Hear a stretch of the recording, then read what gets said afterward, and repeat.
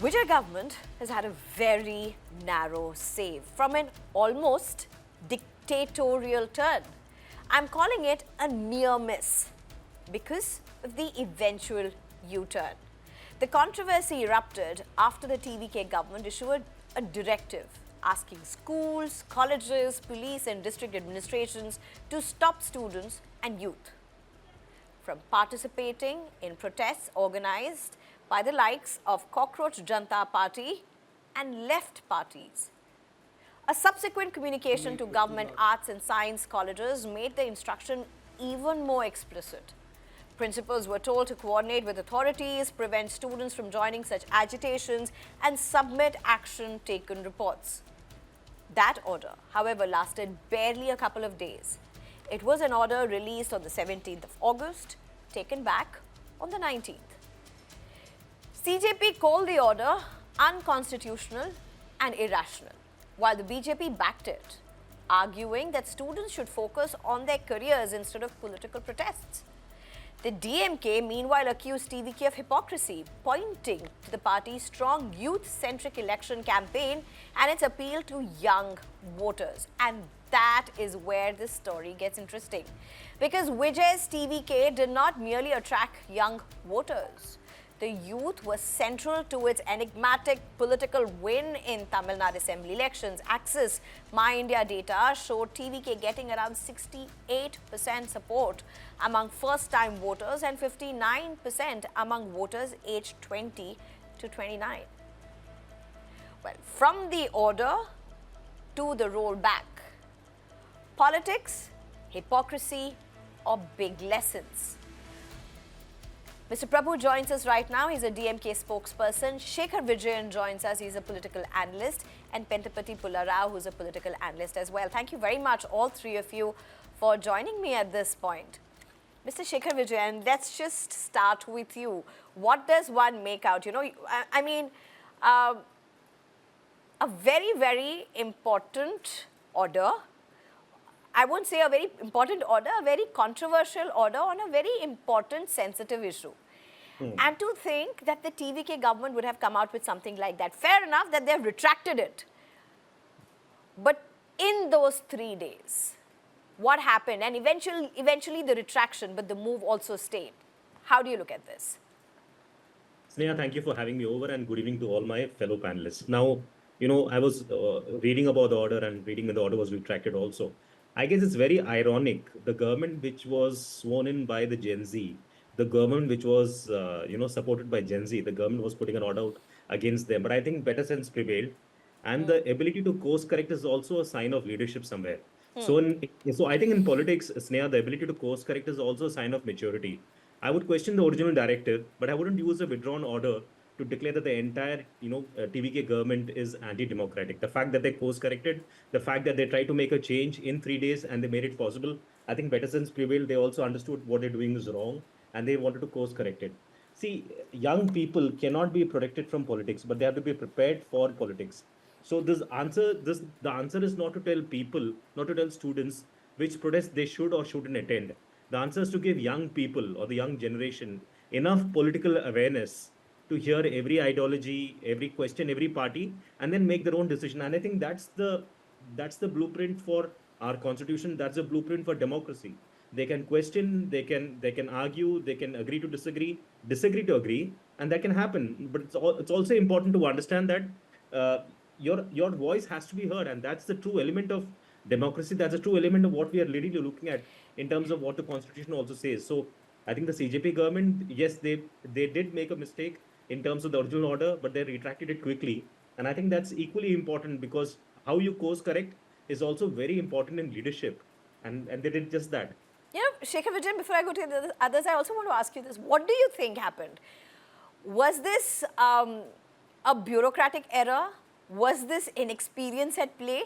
Or was this testing waters? Because whatever said and done, you can't just say, oh, it's a new government and therefore the error happened. How do you look at it? What really happened? I think it's a mix of all three, Sneha. I think it could be a mix of, it could be a theoretical error, but I think it's also about testing waters. And they've also realized, they've seen what has happened in the past few days. with Gen Z, the way they protested, with the kind of protest how it happened, how it was done so peacefully, and what happened after that. And I think it's a knock for every government, be it the central government, be it the state government, that you cannot take people for granted, right? If they had done this and they waited 3 days for this, I think it's very surprising. And now that they've done it, they've course corrected it. I think it's most important that they actually course corrected and brought it to a different. The conversation is moving to a different direction. But Right. I think 3 days they have done some soul searching. They have understood that they've made a mistake. They also were testing the waters, but they also realized that this Gen Z is the one which brought them into power. If you look at it, Sneha, we are talking about Gen Z only after Vijay came into power. Vijay has come into power specifically because the Gen Z voted for him. So if he does not realize where is voting, where he is coming to 68% of power the from, first time voters and is no absolutely, laughable number. In fact, let me just get in Mr. Prabhu to what you are saying. Mr. Prabhu, DMK has called TVK a hypocrite, calling the entire episode of what has happened nothing but a hypocrisy. Why? Ma'am, it's not a bureaucratic error. It's a conscious policy decision. This TVK government has failed to meet the aspiration of Gen Z people. Change is not always necessary for good. As the Tamil Nadu electorate voter rate is finding out, they are feeling shortchanged. The performance of TVK government so far has been nothing short of disaster. In a democracy, people have every right to protest peacefully for the rights. That is an essential part of democracy. In fact, to look at Tamil Nadu's political history, going back to 1967, students' movement led by Perarinjan Anna, our Dravidian icon and party founder, that was a big catalyst in bringing about the regime change in Tamil Nadu, unseating the mighty Congress then, who was in power, and seating DMK in power.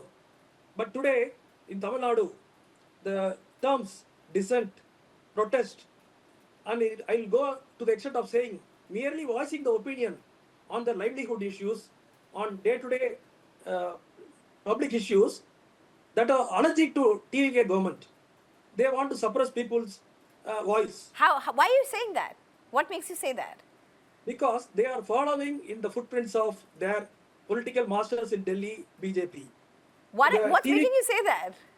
Wait, let me explain. TVK is short of majority of the in assembly. No, I get Only it, 18. but why are you saying? I mean, when you are making the allegation that they are intolerant to criticism and they're stifling voice, as the opposition, the principal opposition in Tamil Nadu, what's making you say that? Because every day in Tamil Nadu, people are getting arrested over very small voice of dissent for genuine issues, for the livelihood issues. Like? People are getting arrested. You can see our DMK legal team, our legal wing has been working overtime, full time, securing bail for people. You can see in the media, very youth Gen Z people who voted for Vijay, you are saying, they are getting arrested.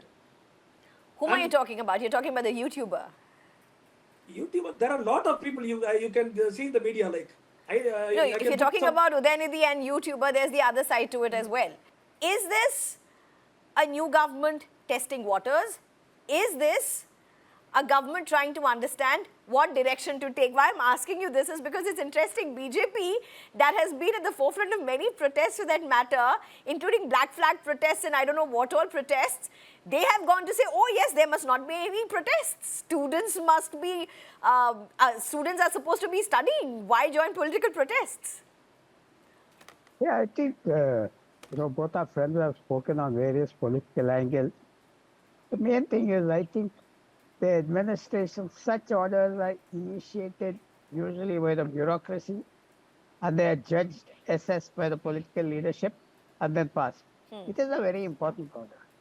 And such an order, imagine sending it in written form all over the state, in such explicit form, mentioning potential agitators, all of that.